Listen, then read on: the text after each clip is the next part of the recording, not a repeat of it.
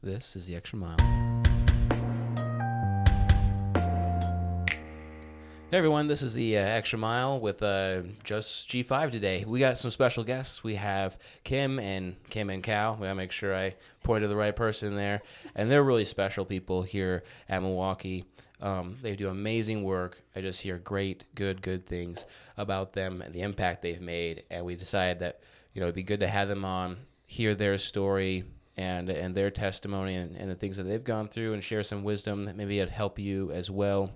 We're going to be specifically looking through the lens of addiction and his story and how he can help us as well. And I hope you guys enjoy.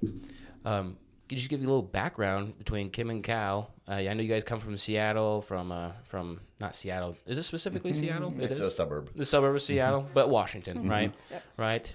What's your guys' background? Kind of just giving everyone a little information.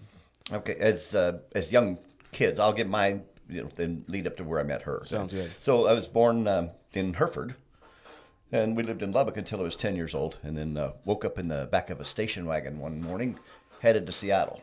Had no warning, so a whole new life, a whole new world. So moved up there when I was 10 years old. Went to school, went through high school, but one of the first things about us, big members of the church, our families were in the church, and so the first church we attended. First Sunday we were there, we attended Church of Christ services, and I walked up the steps of the church building, and her family, the preacher's family, greeted us. They greeted all the visitors. So very first Sunday, very first week in Washington State. You're there. Yeah, 10 years old. I walk up the steps, and there's her and her family. Wow, okay, Yeah. at 10. Oh, yeah, she was 9. No, she was only 9 years old. I was 10. Oh, I didn't date him till later. Okay, well, that's good.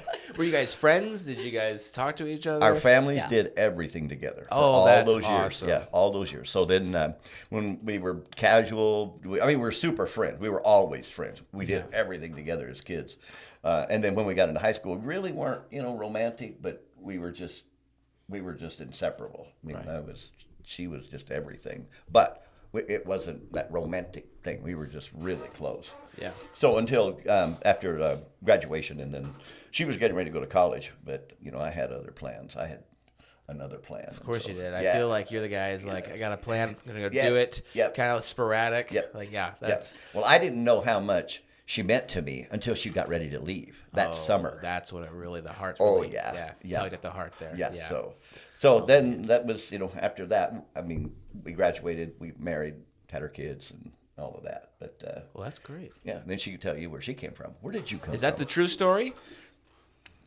Pretty Pretty much. good. This is my fact checker right here. That's right. Us guys can be embellished just a little bit. Yeah. That's funny. Yeah. So my mom started out in Austin, Texas. Okay. My dad met her there. All right. And then as a preacher, he moved around and finally moved us to the Pacific Northwest. Okay. So I was up there from 5 years on.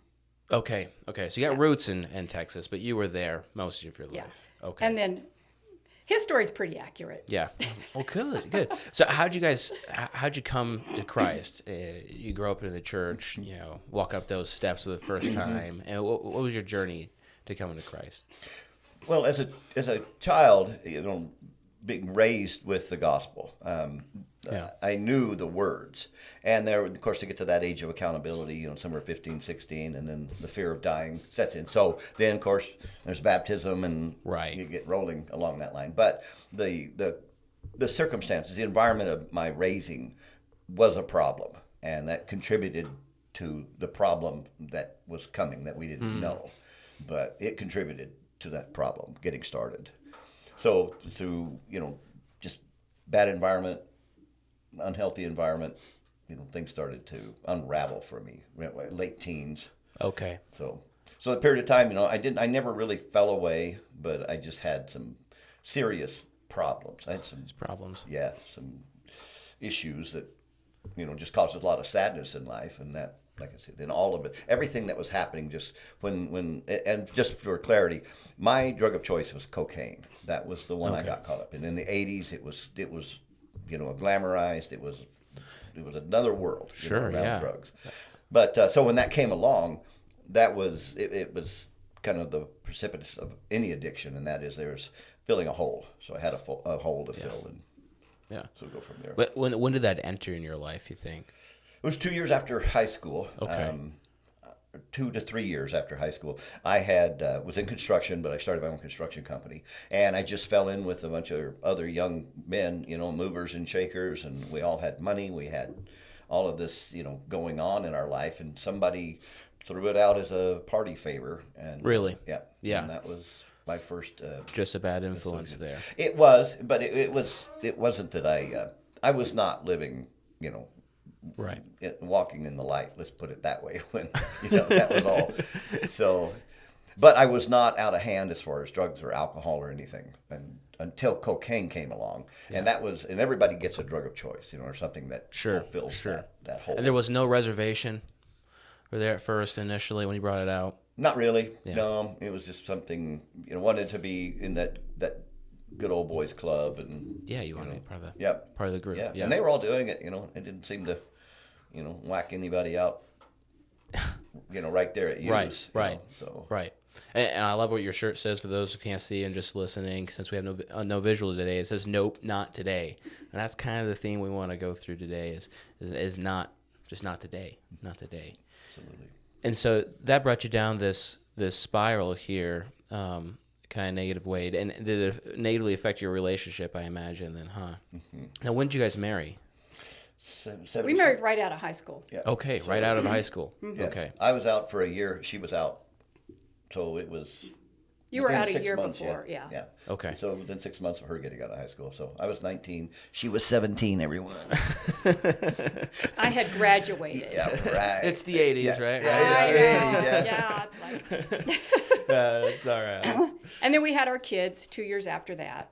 Okay. So, and then the later 70s, we had the kids. Okay. And then that's kind of when all of this started. And I wasn't aware of a lot of that until later on in the. Yeah, much later. I kept it In pretty the hidden for a process. lot of years. Oh, you did? Yeah. Okay. Yeah, because the construction work took me out of town. So that was just kind of our lifestyle. I Okay. worked out of town quite a bit. And that's when, traveled. yeah. Yeah. That's when it So came it out. was, Okay. And it just eventually just boiled to the surface. I imagine it's a very hard secret to keep.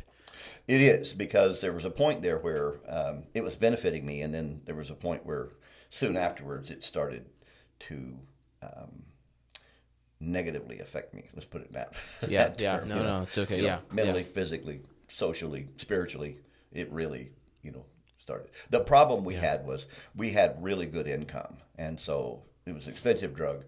So that's what kept it going. So a 12-year run is basically what we lived through. 12 years of me using, and I had, we had the income to support at the beginning, but when we didn't have the income, my health and the damage it was starting to do to me psychologically, physically. So I was slowing down, not able to make the income, not able to, and then my spending was over the top. So that creates financial problems, and that was really More where- tension yeah. in the relationship, in the marriage. Yeah, absolutely. So, I think sometimes in today's culture, we don't really understand or grasp this understanding of what addiction is, or we have a misconception of what addiction is. Hearing from you and your experience, what is addiction? I'll lay the groundwork here. Okay, well, I'm going to give you the clinical definition because it does encompass, Okay. the totality of it here. It's an inability to stop using a substance or engaging in a behavior, even though it's causing physiological or physical harm to you or to someone else. Okay. So that is, and so in other words, it's saying it's just uncontrollable compulsion, and no matter how much damage it may be bringing into your life and problems it may be causing you, the level of your addiction tells you, the continuation of the problems, continuation of use, that will tell you what your level of addiction is. If you're, stage 1 or stage 4 addiction, if you are just massive problems and you just can't stop using, The harm, and you're do still it. going, Yeah. then that's the problem. Yeah. That's where the addiction is. There. And in late stage addiction, when the physical problems start, heart issues, especially with some amphetamine type drugs, opiates, the heart problems and heart issues and health issues and stuff, that all starts to come in, but you continue to use because you're just so, it's just entangled you so deep. And there's no way you don't just get out because you don't have the mind to get out. You know, you're trying to use the same mind that got you in there, you know, Right. to get you out. That's not going to work. So what was the turning point then for you? The turning point was, you know, just finally my behavior going out, and I never intended to go out and just go wild and nuts, but just have feelings, and it was addiction talking of just like, well, if I just get a little bump, you know, then I'll be fine. Well, once you went somewhere, and once I buy a small amount of drugs to use, a small amount of coke, that put me on. Just got to have more, you know, for that weekend, and then 3 or 4 days later. So it just puts you in a binge that would last 2 or 3 days, spend a lot of money, bring more and more hardship on myself. But I kept going. That's what addiction does. So just when keep you using. asked the question, what was the turning point? I think it was at that time we had lost everything. So, and I had made the determination that I needed to protect myself and the kids. Yeah.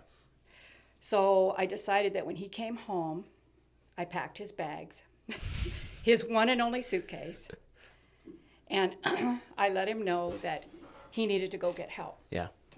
I said, you need to make a choice, and I need you to go. And he packed his suitcase up and left. And I gave him the numbers, because we were totally out of money, for the state help. Mm-hmm. So he's going to have to go to the state to get help, go to the state for anything. And so he picked his suitcase up and left. And that's when he found out that Rock Bottom had a basement. Right. Yeah. Yeah. No kidding. There's an ultimatum there. He left. He lost his friends, his family, his children, his wife, his job. Yeah, completely. He left the exposed. house with $5. Wow. Yep. Wow. And I knew it. I knew when I went home. This is coming home after a binge. You know, I knew it. And I knew I was hurting her. So to be separated, you know, as quickly and abruptly was not. For me, it was a lot of relief because now she's out of the picture. At least I'm not hurting her as much as I was in there. But being put out on my own and, you know, free from everyone, free from the church, free from my family, free from all of that. That was for really the first time in life. I had the choice of how I was going to live my life, you know. And fortunately, it was exposed to the church. The letters were read. I was marked, you know. And I didn't have a problem with all of it. I owned all of that. So it's like, but there was a very freeing stance from that, and so from there I had to make a choice, you know, and I remember it was a turning point of faith, because that was when I remember telling, you know, on my knees that the Lord, that, you know, lost my wife, lost my kids, lost everything, and if I'm going to have a life, Lord, you're going to have to give it to me. I don't have what it takes to run my life, to make my healthy decision. I don't have it. So whatever happens from here on out, you're going to have to give it. You're going to have to give it. Yeah. So he was in the park, and he spent his last $5 on a salad because he thought, I got to start eating healthy. I mean, after all this time. Start with one choice, gotta right? start with One good choice, yeah. Spent his $5 on a salad, went and sat in the park, opened the salad up, and a squirrel came and jumped in the middle of his salad. No way. Yeah. Really? So this, you know, that's the quick story. But you know, going to that morning after, you know, she gave me the boot. You know, I found a friend that crashed on his couch. But the next morning, you know, he's like, "You got to go." I'm like, okay. So I took my $5. I walked to town, and I thought, you know, I've got to get healthy. I'm done. I've got to get away from all of this. Right. So I was ready to make a change. So I went to a store, this little deli, bought a salad, went over to the park bench, and there was a picnic table. And the picnic table was butted right up next to a big tree, big evergreen tree. I opened the salad, and this is all I have in life. And I have to start my life over again today. Wow. I have nothing. I spent my last bit, and the squirrel comes down the tree, and he's like a couple of feet from me, hanging upside down on this tree right to my left. And he sees my salad, and I thought, oh, well, you know, I can be generous. So I took a piece of lettuce out and put it on the table. Yeah. And the squirrel. You're sharing. Well, yeah. So he jumps on the table, and I'm looking at him, and I thought, no, this is odd. The Lord is really, you know, blessing me today. I mean, I need a lot of blessings. I need a lot of help today. Today is it's the worst day of my life, right? The squirrel comes down the tree and hangs up, and I give him a piece of lettuce out of the salad. He picks it up and he nibbles on it, and he just throws it away and then jumps and spread eagle across my salad and just took the whole thing. No. and I'm like, and it just clicked in my brain. It's like, this is all I have left in life. I have lost everything to drugs. I'm not losing anything else to anyone, especially not a squirrel. So I thumped him on the head. He took off with salad dressing all over his belly. But that was the turning point. That day, the whole incident, and like I said, when you don't think the bottom has a basement, it does. It does. Yeah. It does. Yeah. And you're kind of like the squirrel in a sense, right? You just wanted that salad. And Well, you I've had to get identified bumped with on the head. squirrels ever since. I didn't Yeah. realize that, that people say, "What's your spirit animal?" And everybody's like, "A bear or a wolf," and I'm like, squirrel. You got the Sorry. squirrel totem. There Yeah, we go. Squirrel. Sorry. When did you? Man, that's so interesting. Because as humans, we really are seeking all the time this pleasure. We really want, the greatest pleasure. What is the greatest pleasure that it could give me at this moment and this time? And that's what I'm going to be seeking. That's what opportunity. And Kim, there's a lot of bravery there, giving him that ultimatum, saying you just lost all this now, and it's a visual for him. How do we get in the mindset of realizing there's more than life than just these pleasurable things? What is so important about the spiritual and the connections that we make? I know it's off the Right.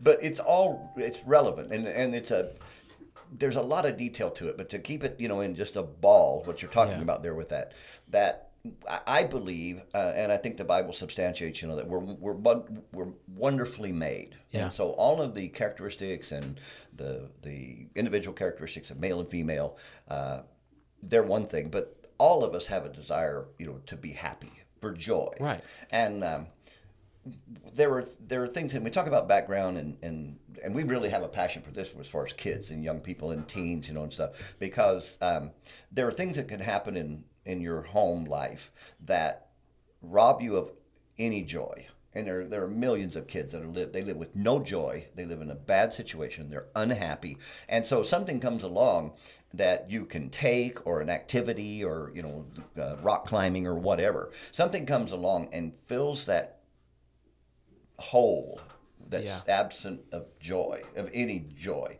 And it puts joy in there. You're going to do that again. I guarantee you're going to do that again. And that was why it comes down to drugs of choice. Not everybody got the same, because the hole is a little different. What gives them joy? What fits in their lifestyle? See, drugs and alcohol couldn't fit my lifestyle because I couldn't conceal it. But cocaine I could conceal. And so, but that absence of joy, that's what the abdication of drugs, getting sober and getting clean for me, that was what it really came down to. And that was a big discovery. Who helped me discover it, how it came about, and it was the solution for me. There was something that happened in my life. I was robbed of joy. It wasn't one single incident. It was just a series of incidents. And I was at 8 years old. I was robbed of joy. It was taken from me. Who the kid and the person I was supposed to be in life, that was taken from me. And so what I was left with, as soon as something came along that fulfilled that joy, gave me some sense of joy, then it filled that void. It filled it. I mean, it filled it exactly. It's the pain inside. Yeah. There's always a pain that you can go back to. See, that's the thing I think about when it comes to a big misconception about addiction, is it's always the relationship we sometimes view between the addict and the drug and the chemical reaction. But there's more than that, what you're saying here. There's a pain that's always attached to it.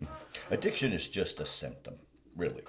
Now, there's a point there when you have these certain things, you start using, whether it's, smoking pot as a 14-year-old or whatever. There's a point there where the use itself is not the problem yet.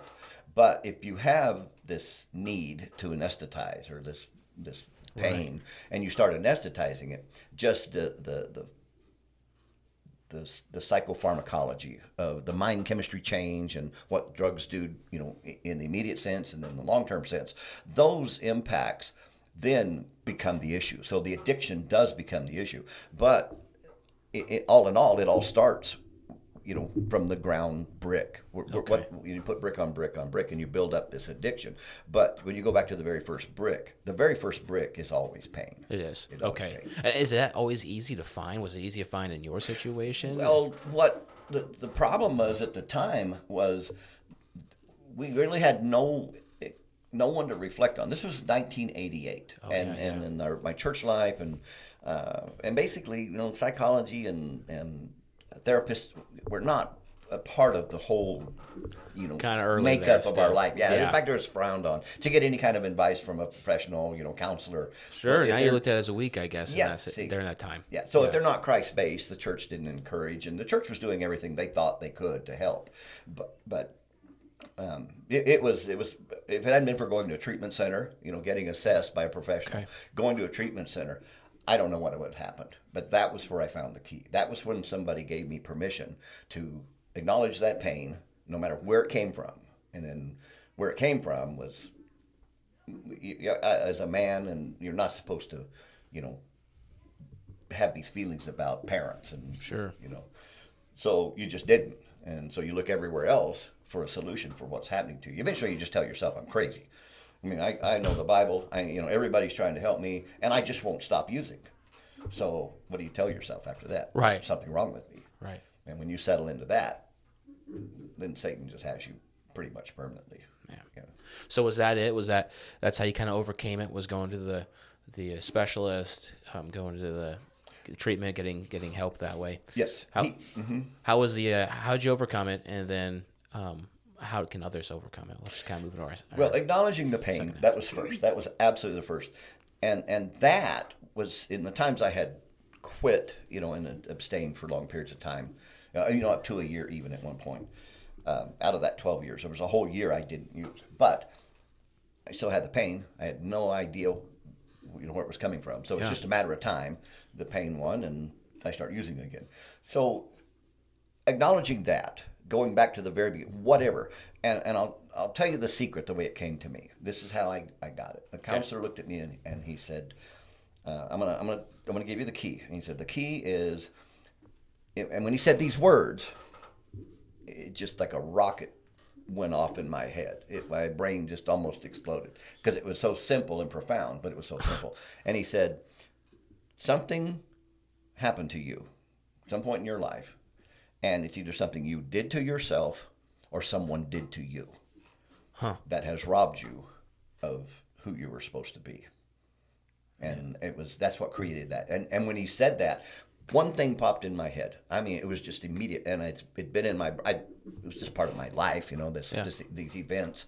But one event popped in, and it was just like I couldn't stop thinking about it. It was like he just poked a pin in the balloon, and the water just starts. I just popped. Yeah, and once it started flowing out, that just opened my world. It opened my life, and from then on out, it was whatever. I know why I hurt so bad. Mm-hmm. And after acknowledging that and giving permission to acknowledge that, it was, I didn't go through a massive withdrawal. I didn't go through these hurdles of white knuckling. It's like I had been given the secret and I acknowledged it. He was right. Something happened. Mm-hmm. Well, you were given permission to I was given permission, mad, and upset at his dad. Yeah. That's where it came from. Mm-hmm. Yeah. And Man. So it came down, what do you do from there? And then just starts making different choices, because I had a healthy perspective and understanding of myself of why I made such bad choices, all the way back till I was 14 and started making bad choices. Wow. Kind of borrowed a car or two back there, kind of stuff like that. Well, I was looking for something to fill that from a very early age. So you had to kind of shift your identity now. It wasn't that pain or this. It was, or the drug. It was something else now. It was.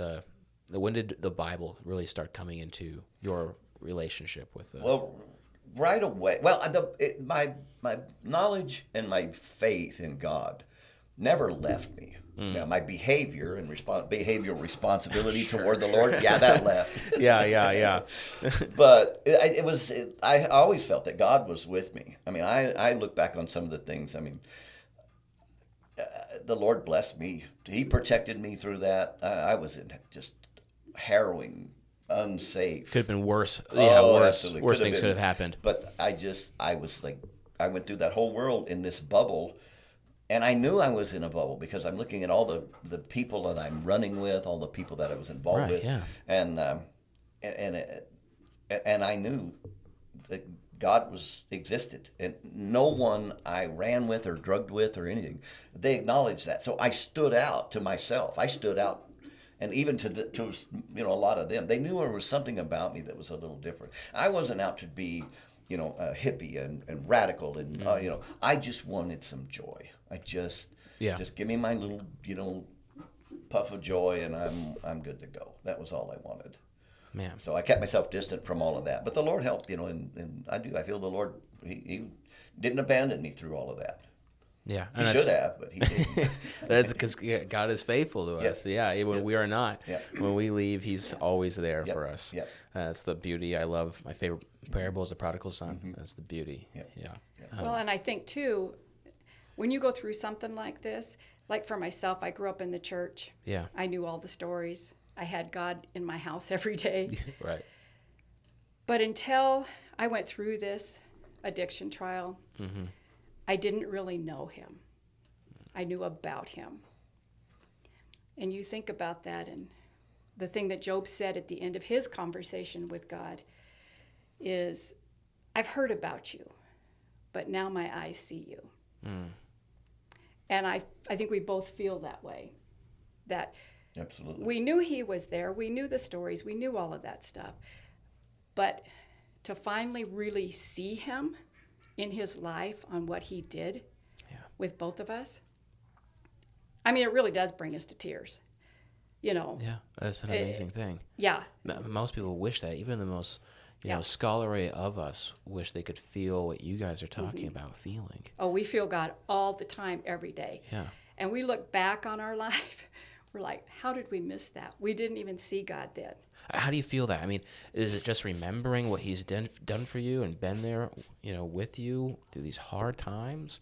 Is it? I think it's just looking at the people that he puts in your life every day, how he moves you. I know that for myself, the more I cleaned out my own heart, because I'll tell you, I had anger issues. No, really? I didn't know that. I was a little angry that my happily ever after life Sure, yeah. I mean, just was destroyed. Yeah, I could get that.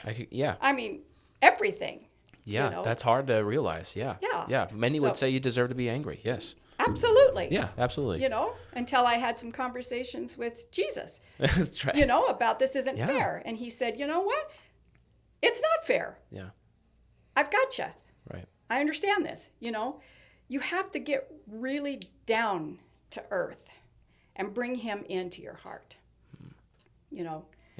And, I mean, even in Job, right? God says before he speaks to him, he's like, I need you to listen to this. I need you to be a man when I'm speaking to you, or a woman you could apply that to as well. We need to be strong because this world is going to beat us down like you guys are saying you've experienced. You got to listen to my words. And the only thing I had to hold on to was God. Yeah.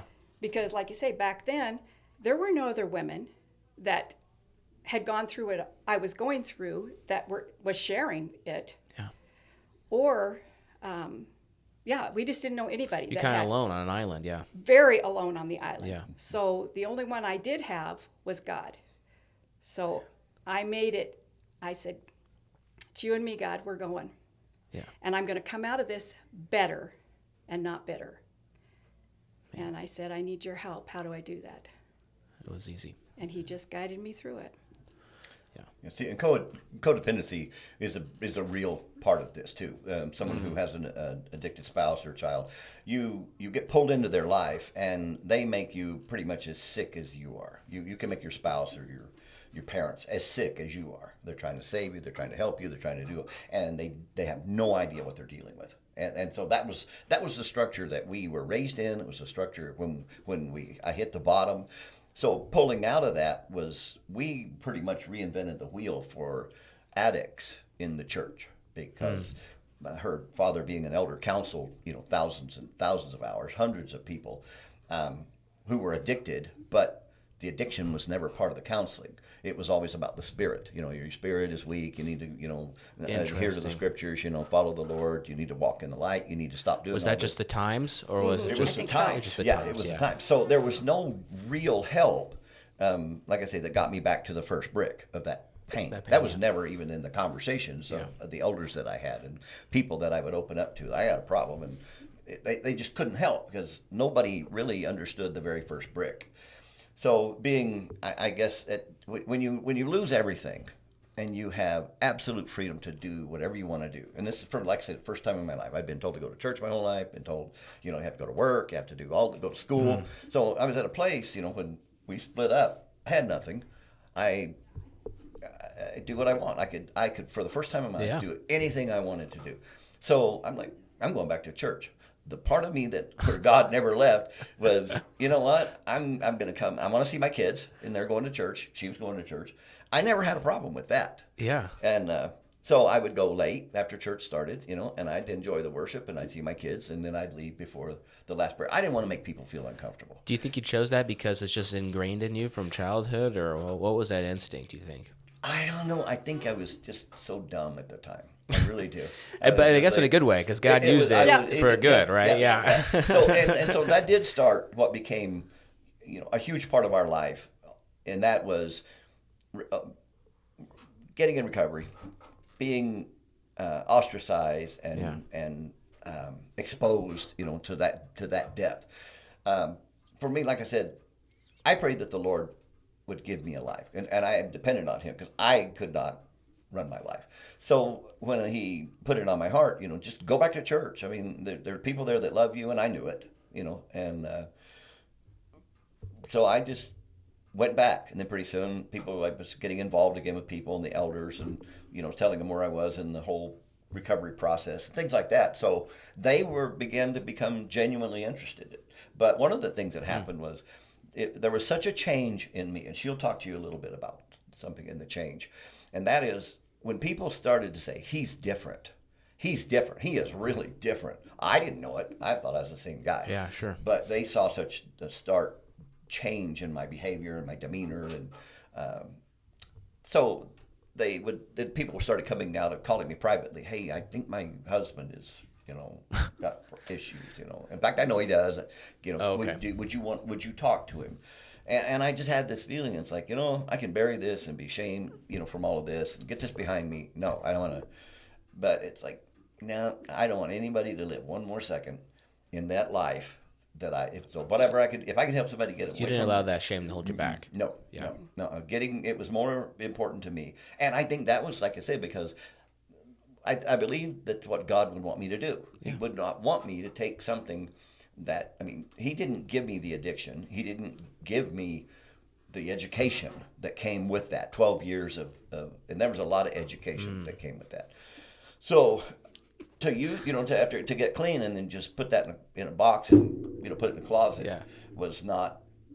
The Lord wouldn't be happy with us. So we had to talk about it, and it's like, you want to talk to him? And she was like, yeah, it's just, and it eventually came out where we just felt like, we didn't go through that for nothing. We did not go through that to not have some good come out of it. God used you guys to help others in that sense, yeah. So I went back to, after about a year, I went back to community college and studied addiction. And Oh, really? Oh, yeah. So okay, wow. Yeah. So I thought I was, going to be a counselor. That's really what I wanted to do, was just get people out of that world. So I thought I wanted to do that, but my dad got sick. I had to drop at the very end of the study, but I got enough psychopharmacology study of mind chemistry and chemical dependency that became part of what we can do to help people and what we use to help people. Because there's two parts of it. That whole is one thing, but then, like I was saying, when the addiction takes over, then the mind and the problems that it creates, physical problems of neurotransmitters and things like that, all of that is, you have to deal with both of them. Yeah, so you have two parts of it to deal with. Yeah. Certainly the spiritual and the physical need to be addressed. Now, that kind of leads us into our next kind of half of this episode here, where people are wanting to get out of their addiction, and there's full of it. We live in a world full of addiction, and it just seems like it's a constant bombardment of all different kinds. People will struggle with, like you're saying, with cocaine, but with alcohol, even down to even porn and things like that. What advice could you give them to help them overcome that? Well, my first thought is, I believe there's the first brick in there. I think there's a reason that somebody, even especially Christians, I think you would think that if you really have faith and you really know God, well, you'd be happy and you'd be fulfilled and you'd have joy. But we know that's not true. So what is it that prevents people who, want to love God, want to see God? They prefer the life of Christianity. What is it that keeps them from being able to commit to it? It's that first brick over there. It's that whatever that thing is in your heart and your soul that you're trying to fill. You have to find that. You have to go all the way back to whatever hurtful, thing it may be in your life. And there's some great books out there that will talk about the wound, and that a lot of us have, and it's male and female. I mean, it's where the wound comes from. Sexual abuse on a young a girl, that is something that just causes unbelievable damage in the human psyche. But so to acknowledge, all of it, you get back to the key. I'd quit many times, white-knuckled it, made it long periods of time, but it was always there because I had not been given permission, to address it, yeah. Or even find it. Is it, can people easily find this, or do they need to go see help or by themselves? Or I think, Go ahead. Go ahead. on that, I think, and this is one thing with him that I said, you're trying to fix a problem with the same mind that has created a problem. Oh, interesting. That's a good point. Yeah. And I said, it's not going to happen. You've got to go get another mind to help you fix this problem. Yeah, got to renew your mind.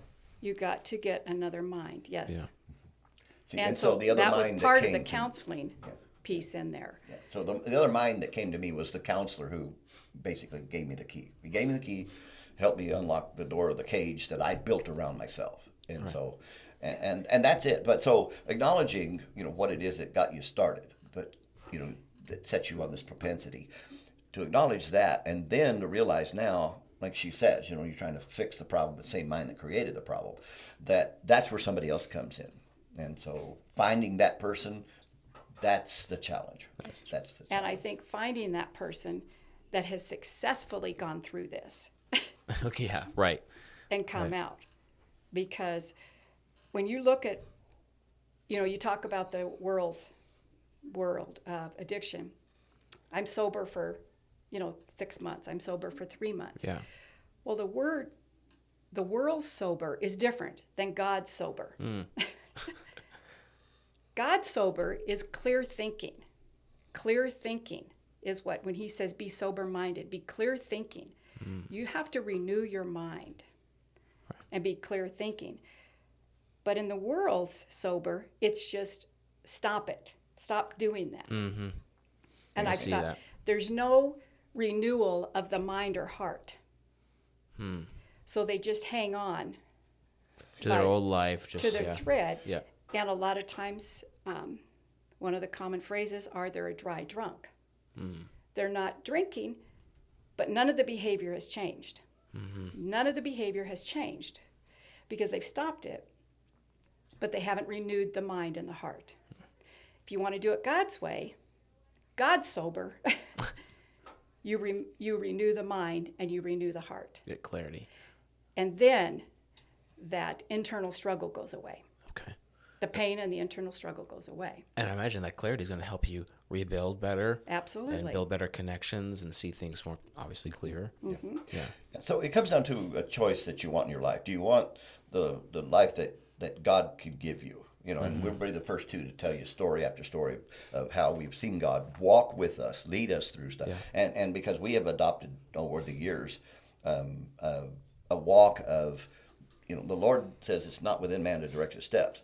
So, but when it comes to us moving through life, the Lord wants He wants to give us the desire of our heart. He wants us to be happy. He's done everything. He's given us everything that we can have all of that. But when it comes to putting it into our life, there's two ways to do it. You can do it with man's wisdom, and I would never knock AA, as far as a program to get people. I've sent people there to get in, but there's a difference between going to AA for the next 30 years and going in. That becomes your church, that becomes your family, that becomes your support. See, yeah. But you're still just basically one trigger away from using, because AA does not deal with issues of the heart. It's so exhausting. It is. So when you really, and if you want to live the life that God has planned for you, you pick up your feet, but you let Him put them down in the direction He wants you to go. And if you get your mind wrapped around what I'm saying here, it's real. The Lord says, I will direct your steps. If you seek me, but you have to pick up your feet. You have to pick a plan. Where are you going in life? And I will direct you there if it's good. Because our prayer is, Lord, if this isn't good, I don't want any part of it. Right. So when you get into that way of life, and you're going to do it the way the Lord wants you to do, that's when the ultimate goal for me as an addict became a clear conscience, pure heart, and a good faith. And I was able to get that. Everybody wants that. Right. But how do you get there? And that is, like I say, that's where it's just a total faith. It's a walk of faith where you just like, Lord, if I'm going to have a life, you're going to give it to me. But I have to keep moving. So today I'm going to the park and I'm going to get a salad. Right. And then what he does after that, look out. Right. And he's going to make those things not just more attainable, but more enjoyable, I imagine, too, and fulfilling than if it's the world trying to fulfill those things. So over the years, afterwards, you get to this place where you change. The sobriety that I feel is a complete sobriety. I don't wrestle issues. I don't wrestle urges, feelings about that. I remember very little of those 12 years because the mind has the ability to cleanse itself. What we don't use or lose, Yeah. If you don't think about those people and those problems and those experiences with all, in that world, if you don't think about that for 30 years, you don't really recall too much of it after a period of time. It destroys those pathways, right? It does. It does. Yeah.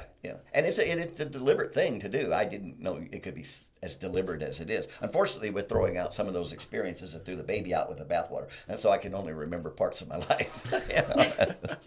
But the parts and then I do remember the other part. That's why you're there. That's right. Yeah, exactly. Always there to remind me. Let me tell you why you should make me breakfast. That's right. Right. Oh, man. But No. it's been, she and I both say it's just been an amazing life, good and bad. But it did bring us, when Satan completely overtakes your life and your heart, and you have no control of yourself, if you allow God to come in, he will come. You ask him to come, he will come. He says if you seek him, you're going to find him. You'll be rewarded, for those that seek him will be rewarded. So if you do that first, openly, honestly realizing, and like I say, you just tell yourself, if I'm going to have a life, God's going to have to give it to me because I don't have what it takes to do. I don't have it. He'll put people in your path Yep. that you need. Right. Yeah. He will put people in your Just gotta have path faith. to help Yeah. you. And he will lead you to a place where, and I'm not the only one, and we're not the only ones that feel that way. God will lead you to a place that is so far better than anything you could have imagined for your life.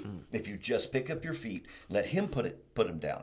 And like we made determinations. We thought, well, we're going to move to Arizona. So we thought, Lord, if this is good, we're going to, and he did. He allowed us to go to Arizona. We vacationed. We were thinking when I retired, I'm going to go somewhere warm. So we thought it was going to be that. But here we are in Lubbock, Texas. And if you had asked us, told us 5 years ago, you're going to be living in Lubbock, you're going to find this great church, you're going to all, We'd say been no. like, nope, Not the plan. That's not the plan. But we still believe, and now it's just a way of life. It's the only way to live as far as we're concerned. You pick up your feet, and we make a plan, whether it's just go get hamburgers or, we're going to go on a cruise or something.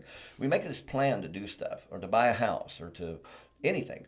When you pray about it, you pick up your feet and you start moving toward, you can't just stand there and wait for the Lord to shove you, you got to make an initial plan. You make the initial, absolutely make the initial effort. Yeah, we have free will. He wants us to use that. Pick where you want to live, pick where you want to do. But, if it's not safe, then Lord, I want you to direct my feet away from that. Yeah. And wherever and I'm going to look at every time there's something that I've wanted to do was kind of blocked or, made difficult to attain. I'm going to look at that as that's the Lord. That is God protecting me. And I've asked him to do that. So now am I going to be stubborn? And I know I ask you, Lord, to help me, and to help me get my life where I want it to be and where you want it to be. But I'm not willing to give up control of, certain things. Right. But when the Lord is absolutely saying, like Abraham, get up, get out. Yeah. And those are You things got to go. Yeah, and Gotta pack I just promised anybody who would understand what we're saying, and would encourage you, just give it a try. Pray, pick up your feet, and see where the Lord puts them down. He is not going to let you go somewhere where Satan can entangle you. Right. He's going to move Right. you away from that if you just allow and listen to your heart. Study. Of course, you have to study your scriptures, because those are the things. That's the nutrients that keep you alive, and looking toward heaven. Looking to heaven that's everything. So Right. Yeah. I mean, that's what Romans, right? Not Romans, Hebrews 12. But seek your mind, setting your minds on Him. Kind of our last question to end on. Connections, relationships are so important, and how do we support those that are struggling with this? Because a lot of times we can stigmatize them and say they're no good. They'll never change. And we don't want that mindset. That's discouraging to them and even ourselves. Yeah. Well, I think the one thing that helped me in helping him was to understand the internal struggle. But I had to learn that. I had to learn about, why people were doing that. Sure. So the hurt and the pain, and understanding that hurting people hurt people. Right. So, and adding more pain and humiliation is just really counterproductive to anything the Lord has said for us to do. So I started doing what God asked me to do. Trust Him and do good. I always go back to 1 Corinthians 13. He asks us to love, okay? So I'm going to see the best, hope the best, and believe the best. Okay, that's what I always say. So I'm going to hope the best, see the best, and believe the best. And I mean, I've repeated that 100 billion trillion times. Right. Yeah, it's good. Because when you're looking at a person or a situation that has hurt you, it's hard sometimes to see the best, believe the best, and hope the best. Yeah, it is. But I was determined to do what God asked me to do and let Him take care of him. Let Him work on his heart. Let God be the healer, and not the shame that we sometimes think is the best healer. And that's not it. So when I started doing that, it really started opening up. Right. Because he didn't need any more humiliation, criticism. I mean, and one time he said, "You can't do anything to me, anything more to me, to hurt me than I've done to myself." I mean, there's nothing you can do. He's already been there, yeah. Yeah. So. Yeah, so supporting someone, that's a two-edged sword. It really is, because there's a very fine line between enabling and support. Yeah. But the individual, it comes down to the addict himself. I mean, and we've said it before too. There's really nothing you can do. There was nothing anyone could do to help me. And they tried. They gave me, all the scripture, all the support, all the love they could, until I was just so unlovable. But there was a place there where I had damaged them so much and hurt them so much. And so when she gave me the boot, she was in a place then where she had to start her life, in a totally new direction, depending on herself and taking care of the kids, because she couldn't depend on me. I couldn't even depend on myself, So that support that they'd always been giving me was really enabling. I didn't know it. They didn't know it. But then once we found out the secret, now it's all on me. I have this hole in my soul that I have to deal with. No one can deal with it. I have to deal with it. And so I'm either going to deal with it by myself, and I'll get in the program, and I'll go to meetings for the rest of my life, and I'll just be one trigger away, and then call that sobriety, or I will have the life that God will give me. Right. And that's a totally different life. So you're going to help somebody, you're going to help them with man's wisdom, or you're going to help them with God's wisdom. And they're both helpful, but there's just a better life after. I mean, I think as humans, especially as Christians, we need to be resilient to the things of this world, because they're just going to come no matter what. We got to, like you're saying, seek Jesus, show love. What are the three things you were saying again there? I love those 3 points. Hope the best, see the best, and believe the best. Hope the best, see the best, and believe the best. Well, thank you guys for really coming on. Thank you for having us. I believe it. And with this, I know I'm seeing a lot of common verses that all kind of come together, but I thought of 2 Corinthians chapter 1, verse 3. It says, "Blessed is the God and the Father of our Lord Jesus Christ, the Father of mercies and the God of all comfort, who comforts us in all our troubles." Yeah, Jesus came to not only give us salvation, but to give us healing. Yes, yes, absolutely. And the world comes with a lot of pain, and we need the God of all comforts as well. Really, thank you guys. It's a wonderful story. Remember to go out and go so.